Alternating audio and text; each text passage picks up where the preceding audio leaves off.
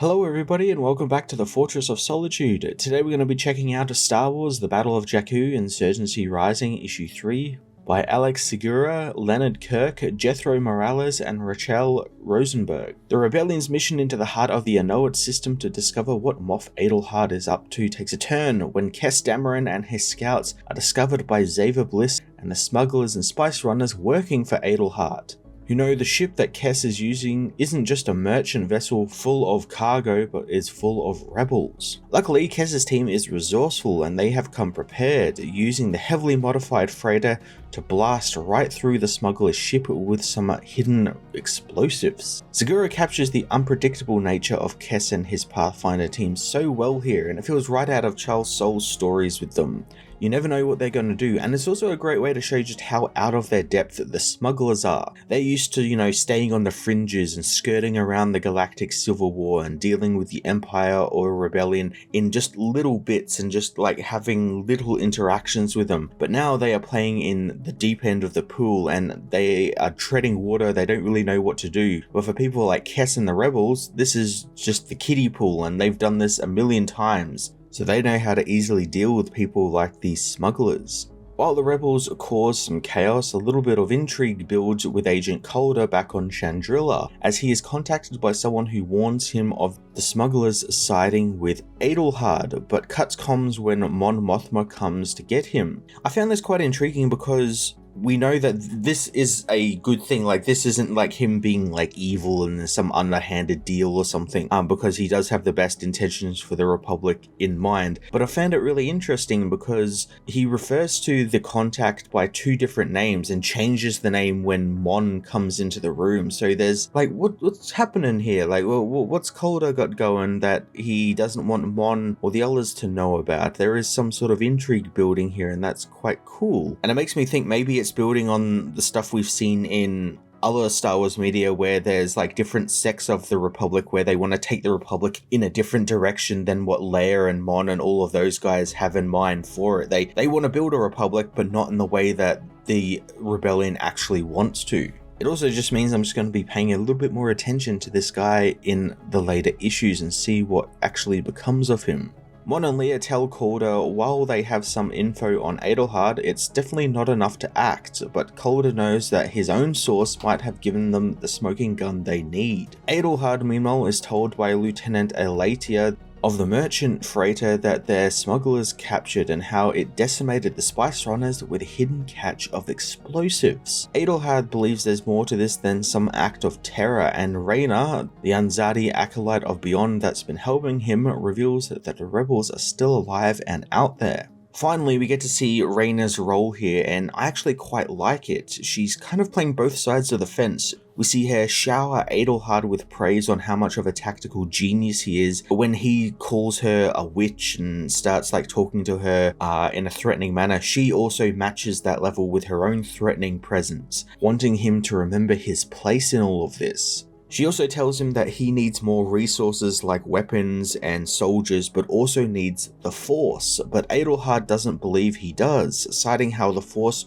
was the downfall of the original Empire and of the Emperor and Vader, who despite using it, couldn't beat it. Their ideological clash comes to an end when Elatia reveals that the rebels who attacked the Spice Runners had been found in an escape pod, alive and well, just like how Raina knew they would be. Now I can't help but think that this is all part of Kes and the Pathfinders' plans to get to see what Adelhard is up to, get aboard the ship, and it's something we've seen time and time again, especially in Star Wars, and when it is in Star Wars, it's always fun since we end up getting, a cool chase scene, a shootout, a daring escape, stuff like that is just so ingrained in the series, and I'm really looking forward to seeing what Kes and his team do here. Leia meanwhile confides in her brother Luke about how she will never get used to having the power to decide someone's fate, and she's worried about Kes and his team, thinking that she has sent them to their death. I love how this builds off Soule's final storyline with Leia and how she had to come to terms with her role in the rebellion and what she is to do, and how her perspective has kind of shifted now that the war is over, or like the Empire has been defeated, since she assumed that with them defeated, they would just kind of ride off into the sunset,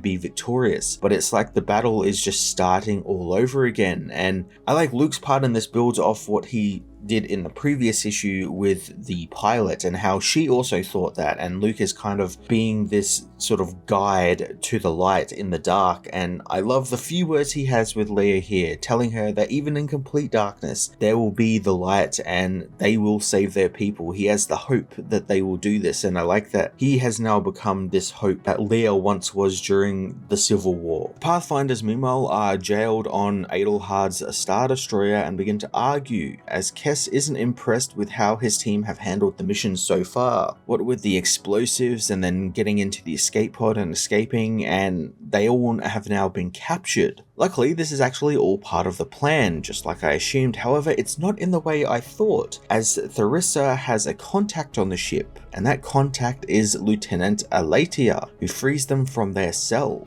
Now, I assumed Alatia was going to be a good guy. She always kind of rubbed me as someone who wasn't an Imperial. Like, she seemed a little bit too nice to actually be someone who was quite a high-ranking Imperial. So I like that she seems to be their contact, and it makes me wonder if maybe she's the contact that Calder was talking to earlier on in the book as well, feeding him information on the Spice Runners and what they are up to and what Adelhard's up to. So Alatia frees them from their cells and directs them on how to escape down into the hangar so they can steal a Spice Runners ship, but their escape is ended by Commander Bragg, who runs through the rebels like they are nothing. I really like that Bragg doesn't even use a weapon in this, he just uses his fists. He's just this big hulking purge trooper guy that is just there to, deal out punishment to the rebellion. He's not alone though, as Tharissa, while trying to escape, is injured by an Inquisitor who uses their lightsaber to slash at the woman. Now, we don't actually know who this Inquisitor is. We've never seen them before in the series, and at first I thought maybe it was Raina, like this is her role in Adelhard's group now, but the hood is up on this Inquisitor and it's made to think that we don't know who this is yet. So this could be anyone. It could be a brand new character. It could be someone we've actually seen already. It could be the original Marok from Ahsoka, because Marok in that series was obviously brought back to life. Could this be the living version of Marok before he is killed? It's just another mystery Segura has built into the series that I'm really looking forward to exploring in the next issue and the rest of the series as we continue, since the next issue is actually the last issue in this Insurgency Rising mini-series before we move on to the next 4-issue series. Thanks to the Inquisitor's help, Bragg is able to subdue all of the rebels and knock them all out, leaving them to be taken back to their cells with no hope for escape. Or so they think, as elsewhere on the ship, Luke Skywalker has managed to get aboard the destroyer, and after dealing with some stormtroopers, moves to rescue the rebels. This is a really cool way to end the issue, Luke's coming to the rescue. At least that's what I assume. He could be somewhere else, but I'm assuming he is on the destroyer and has actually managed to infiltrate it somehow. I'm really intrigued to see how he managed to get in. I guess he used, mind tricks or something to board the ship somehow. I'm sure it's going to be explained in the next issue. But it really reminds me of the season 2 finale of The Mandalorian. He's on the light cruiser, he's cutting through all the stormtroopers and the dark troopers and stuff like that. It also makes me wonder if this might be